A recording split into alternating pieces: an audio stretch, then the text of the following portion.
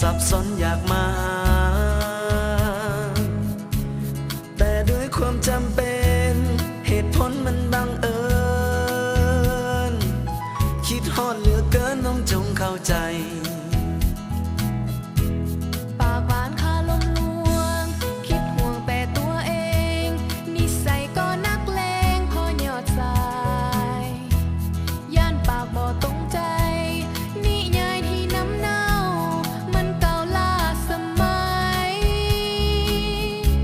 ถ้าหากันจริงจังอย่ายังให้มาขอมีเงินเพียงพอก็เลเข้ามาบางครั้งทั้งที่หลับนอนยังหลอนภาพน้องฟังติดตายิ่งคิดยิ่งอยากจะมา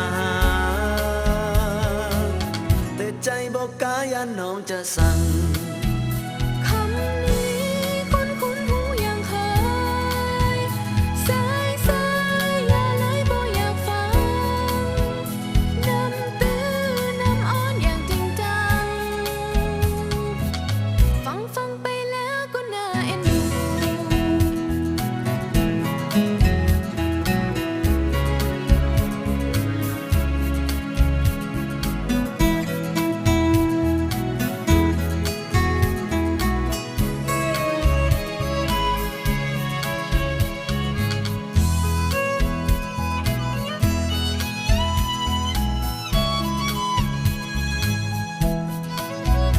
บางครั้งทั้งที่หลับนอนยังหลอนภาพน้องฟังติดตายิ่งคิดยิ่งอยากจะมาแต่ใจบอกกล้ายันน้องจะสั่ง